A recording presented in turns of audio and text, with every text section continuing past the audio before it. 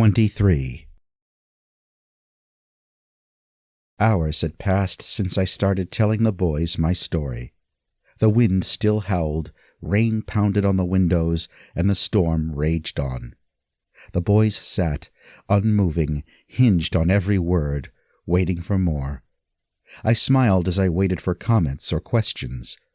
My eyes fixed on Daniel before turning to Zack.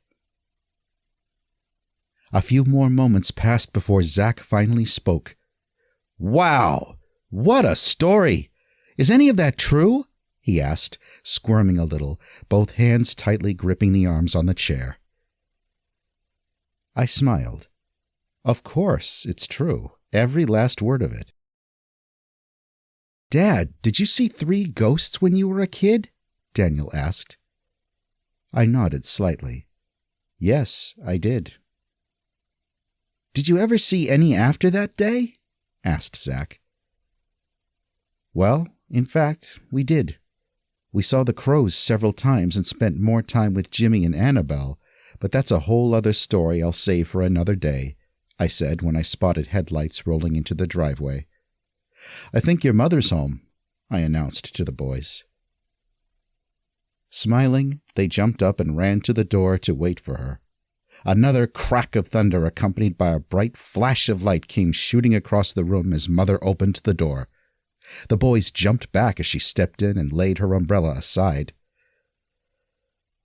"Hi, boys," she grinned, wrapping her arms around them in a giant hug. "I can't stay long. They need me back at the hospital. I just came home to get something to eat and check on you 3, she said. She noticed a strange look in the boys' eyes. She walked over and kissed me on the cheek. "You haven't been telling ghost stories, have you?" I looked away, shrugged my shoulders slightly, and shook my head. "What do you mean?" My glimpse over her shoulder toward the boys gave me away. She turned to face the boys, who stood in silence like they had been caught telling a lie. "Has your father been telling you ghost stories?" she demanded.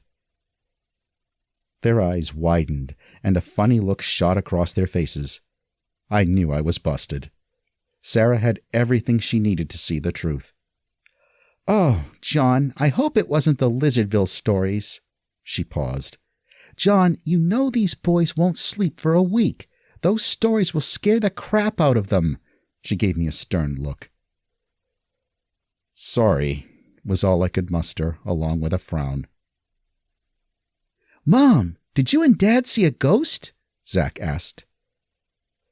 "Well," she said, leaning forward and placing her hands on her knees.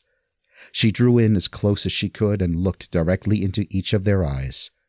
She never faltered as she whispered, "Let me ask you one question." The boys grew excited as they waited for her response. "Do you believe in ghosts?"